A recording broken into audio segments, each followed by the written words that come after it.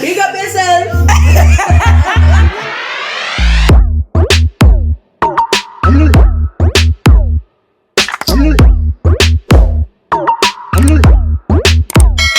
Hi guys, welcome back to my channel. Thank you so much for clicking on this video. Boy oh boy, has there been a lot going on in the last 24 hours. I mean, firstly, I just want to say thank you to you guys that messaged and commented. Have you seen the madness that has been going on? Yes, I have seen it. I signed out yesterday. It was my baby's birthday and I was like, you know what, my baby comes first before work. Like, I can't come and kill myself. Do you get what I mean? But I have seen it. I'm a bit late to the party, but I'm still going to give you guys my 2 pence anyway, because in fact this was perfect, because instead of me to just jump on the breaking news, it gave me time to watch all of the clips, listen to everybody, read all the comments. Now I'm able to give my opinion. I have slept, I am awake. It's good. I feel good, you know what I mean? So there is a lot to talk about. Guys, in the last 24 hours, Quavo apparently abusing Saweetie. We had the whole Derek Chauvin trial. Instagram was down again. Obviously, we had the ongoing Lil Nas situation, which I spoke about.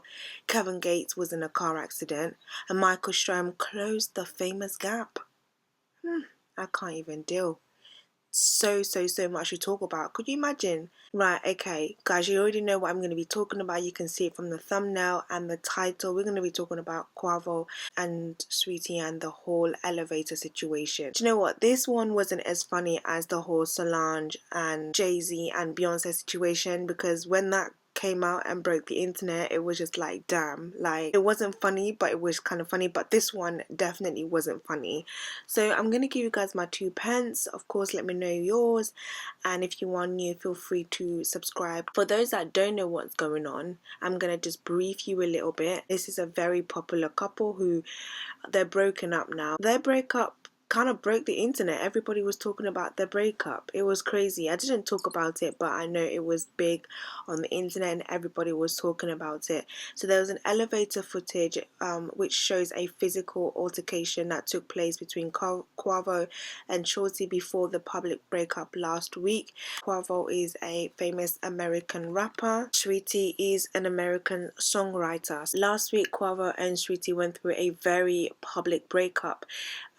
A lot of people didn't see this coming. The split came after Saweetie's appearance on social media personality Justin LeBoy's TV show, where the main topic was relationship, and some of her answers were rather shocking to a lot of people, and a lot of people suspected that this is what led to their breakup, and Twitter rumors suggested this also was the cause of an alleged fight between the Migos member Justin LeBoy at Atlanta's Buckhead Saloon recently. While the fight rumors haven't been confirmed, one thing is for sure: Quavo and Saweetie have separated and they've both gone their separate ways. But their Twitter back and forth shows that they won't be reconciling anytime soon. There was a lot. She was tweeting a lot. Like, I was seeing all of the tweets, and this was really big. Now, according to TMZ, the relationship may have been in trouble way before it reached the public eye, because the publication secured footage of a physical altercation between the two in an elevator. This footage is literally circulating the internet. You only need to go on your Twitter, Google, whatever, and you will see it there. So TMZ obtained a surveillance footage of the struggle, which went down at an apartment complex in North Hollywood. It shows both of them standing outside an elevator, and when the video started, Saweetie was swinging on Quavo. Quavo dodges the hit, dropping an orange Call of Duty case in the process, which Saweetie tries to pick up. Then Quavo grabs it.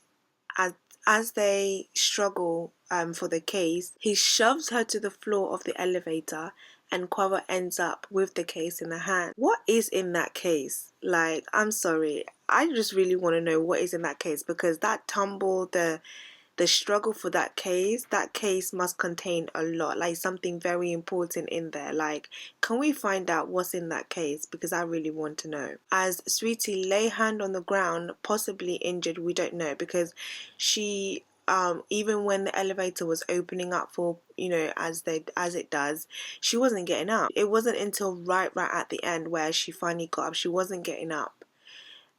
He stood there without helping her, and he even staring down at her a couple of different times.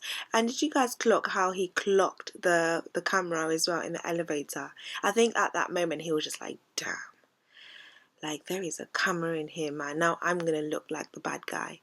That little clock was like, ooh, I've been caught in the moment. The item Saweetie seems to be trying to snatch from Quavo appears to be a Call of Duty portable gaming unit. But why was she trying to reach for it? We don't even know. We need to know. We need to find out. The video then ends with both of them leaving the elevator very awkwardly, along with some limping on Saweetie's end. When she was literally coming out, it was like she had a little limp there. So sources on both sides revealed to TMZ the video is from 2020, so it's not recent, because a lot of people probably assumed that, but that is an old video from 2020, guys. It wasn't recent. Now, although of course that doesn't excuse anything even after the breakup. A lot of people were then saying he's abused her, she's been abused, and this abuse word was really thrown a lot. I might have an unpopular opinion, but this is just my opinion. Okay, this is my own mind, my own brain. This is how my brain sees things. It's my opinion. Disclaimer. Would I call him an abuser based off of that? No, not really. You guys have to remember that their relationship possibly have been problematic way before the breakup, and it has not been what we have seen in the public eye. Only in the last week or so we have seen how toxic their relationship may have actually been. But behind that, everything looked sweet, everything looked good. We didn't really see that side of things. To me, when I first saw the video, of course when the video first released, it just showed him dragging her, and boy, that was a fling and a half. But then you guys have to weigh out the strength of the guy. Like sometimes guys don't realize that they are using their full strength on somebody whose strength is unmatched. That's not to excuse Quavo, by the way. Everything that I'm gonna say, I want to make that clear that I'm not making excuses for the guy. But what I'm saying is that we have to be realistic.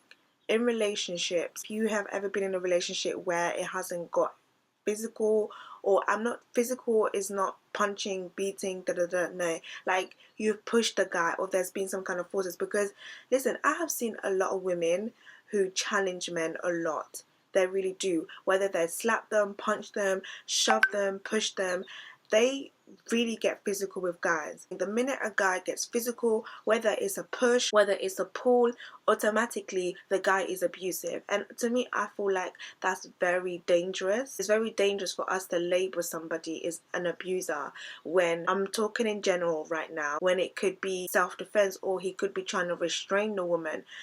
Do I think men should be able to restrain somebody, male or female? Absolutely. As women, it's gonna be like hard for us to see it that way because we have women's rights. Like, women will always get favored in these type of situations because man should never lay hands on a woman. Yes, when I'm talking about man should never lay hands on a woman, I'm talking about you should never hit a woman, like full on force hit a woman. Should you restrain a woman if you have to? Yeah, why not? Like if a woman is coming for you, she is swinging for you, which was the video that the other part that wasn't released until later on, then you have every right. We need to know how this thing started, because from the look of that elevator, that tells me that is not the first time this has happened. This is not the first time that they have gotten physical like this. It just won't come out from the blue, like from random. This is a moment where maybe buttons have been pushed from both sides for her to swing at him and for him to literally pull her like that. What it looked like to me was she was trying to get this case, and then as soon as she got the case, I think she tried to like run away, but then he was like, oh hell no, you're not going nowhere, come back here. So obviously when he pulled her now, at this point he's very irate and he's very angry, and he uses extra strength and he pulls her and she swings.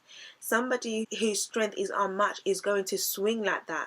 Was he punching her up in the elevator? No. Did he kick her in the elevator? No. Did he, you know, sometimes when you're on the floor, yeah, and a man is really abusive or somebody's abusive, when you're on the floor, that's when they will even take advantage of you even more. Clock, he didn't even notice the camera until his mind kind of calmed down and he looked up and he was like, damn. So in that moment of rage, he could have done anything. If he was really abusing her like that, he could have been like pushing her head, you know, like we would have seen him in her face like gunning for her. Do you know what I mean? But I personally didn't see that. Don't gun me down. I didn't see that. I saw him fling her. He took the case, then he was just like, he calmed down. She obviously stayed on the floor for a little bit longer. That pull, when you think about like the force, that could have hurt her, that could have injured her arm, her muscle, like the way she dropped, she obviously could have hurt her leg. So anything could have happened at that moment. I mean, shoot, she could have even gone on the wall, not the wall, but the elevator, and actually banged her head because of the way that he flung her. Do you get what I mean? So at that moment, would she have got injured? Yes, possibly. But would I name him an abuser? No, I wouldn't name him an abuser. This is not the only relationship where it gets like this. Like, there are plenty of relationships where you're arguing with your partner and you get heated, and for a lot of people who get triggered and have anger issues, you get like that. And that's not just men, that's women as well. You get in your man's face, you're drilling him down, you're pushing his head, you're slapping him, you're punching him, you're doing whatever. And obviously, do we ever expect the man to retaliate? No, we don't. And in this case, he retaliated, but the focus wasn't even to abuse her or to hit her. The focus was that case, that orange case. That's what they were fighting for. What is in that orange case? TMZ, tell us. Find out the details and tell us, because whatever is in that case, that's where, for me, that's where his head was at. His head was at the case. Do you get what I mean? I'm saying, for me, it looks like this is not the first altercations that they have had. For the girl to go swing at him, it means that she's done that before, like she's pushed him, and for him to drag her like that, they're comfortable doing that back and forth. That's not okay. Do you know what I mean? Like, and that's toxic on both of their sides. That's something that they both need to work on and control, because even if they leave this relationship, in their next relationship, that's how they've handled conflict, which means that they could do the same thing in their next relationship. That's something that they have to work on internally. Like, how can I handle conflict? How will I deal with conflict again in my next relationship? If the person gets violent, am I going to retaliate? Do I want to be with somebody who brings out this side of me? Because we all have that side. For the most part, a lot of people have that side in them and they retaliate. I don't want to sit here and be like, oh, he's an abuser, look how he abused her. It's like, is that abuse? Like, abuse is a very strong word. What he done was 1000% wrong. What she done was 1000% wrong. Like, she missed that lick. But imagine if she actually licked him. Imagine if when she swung at him, that touched him. Like, what, like, are we going to now be like, oh, because she's a woman, like, it's okay? Like, nobody's talking about the fact that she swung for him. Nobody's talking about that. And that was when the elevator opened up and the camera caught that moment when she swung at him. Because imagine if that was never caught, like, nobody would have even known. We would have never known that side of the story, and all we would have known is he just randomly pulled her.